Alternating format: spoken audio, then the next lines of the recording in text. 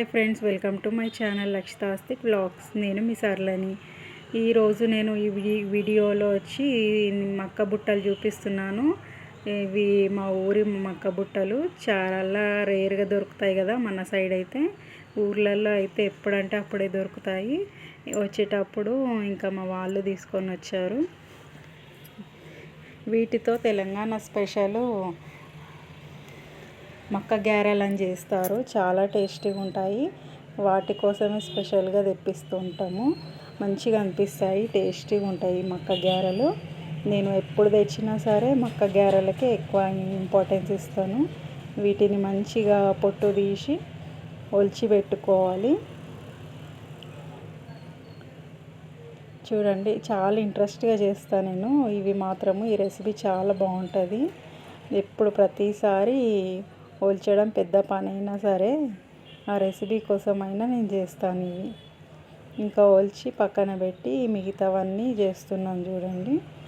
అయితే ఈ వ్లాగ్ వచ్చి కొంచెం శివరాత్రి వ్లాగ్ ఫస్ట్లోనే యాడ్ చేశాను కదా క్లిప్, అది అయితే నెక్స్ట్ నేను ఇంకా డైలీ వ్లాగ్ లాగా పెట్టినాను.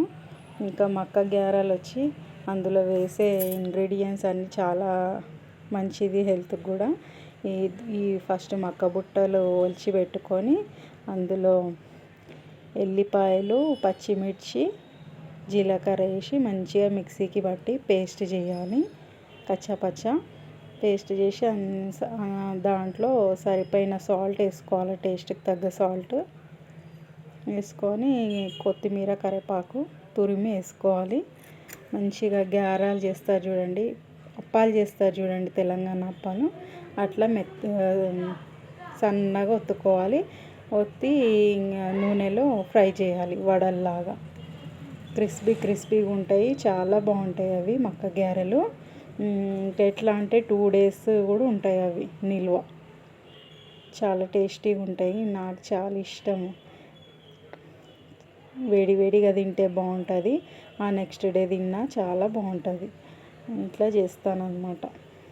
ఈ ఒలిచిన పొట్టు అంతా ఆవులకి వేస్తామన్నమాట. తీసుకెళ్ళి మాకు గోశాల ఉంది అక్కడ దగ్గరలో, గోశాలలో తీసుకెళ్ళి వేస్తాము.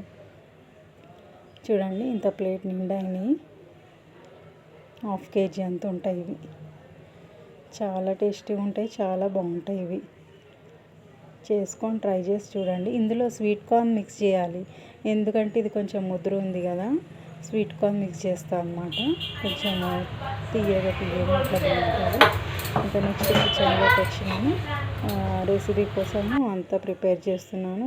ఫస్ట్ అయితే బెండకాయ కర్రీ చేయాలని చెప్పి బెండకాయ కర్రీ అయితే చేసేస్తున్నాను. బెండకాయ మంచిగా వేపుకుంటూ పక్కన పెట్టుకొని ఇంకా కూరకి రెడీ చేస్తున్నాను. రైస్ రెడీ అయిపోయింది. పిల్లలు ఇంట్లో ఉన్నారు కదా, సౌండ్ డిస్టర్బెన్స్ చాలా చేస్తున్నారు అని చెప్పి ఇంకా మ్యూట్లో పెట్టి వంట అది చేసుకుంటున్నాను కిచెన్లో.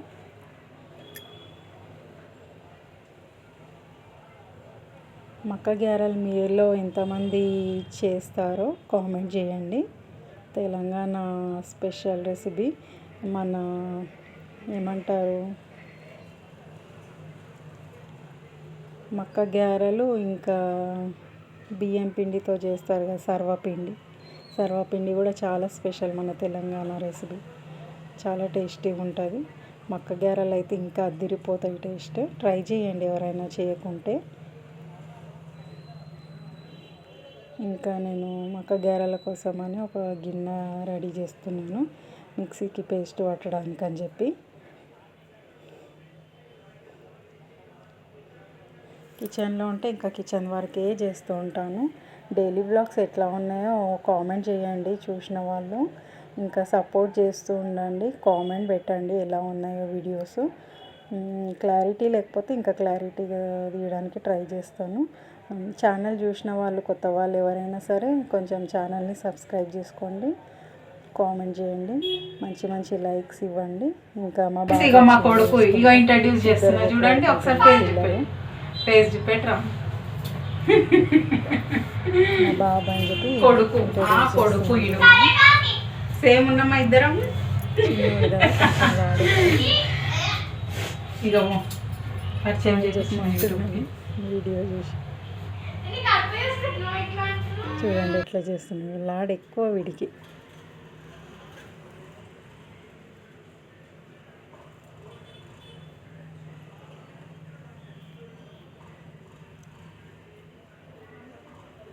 వీళ్ళు ఎంతమంది పిల్లల్ని ఇట్లా ప్రేమగా లాడుగా చూస్తారు చిన్న వాళ్ళని. నేను మాత్రం కొడతాను, మళ్ళీ ఏడుస్తే మళ్ళీ లాడ్ చేస్తాను. అట్లా ఇద్దరిని ఒకటేలాగా చూస్తాను, కానీ చిన్నోళ్ళు కొంచెం ఎక్కువ లాడ్ చేస్తారు కదా. అట్లా ఇంకేం చేస్తాం, పిల్లలున్నా అల్లరి తప్పదు కదా. పిల్లల అల్లరే ఇల్లంతా నిండుగా ఉంటుంది. ఇంకా బెండకాయకి ప్రిపేర్ చేస్తున్నాను. బెండకాయ కర్రీకి ఫస్ట్ నేను బెండకాయ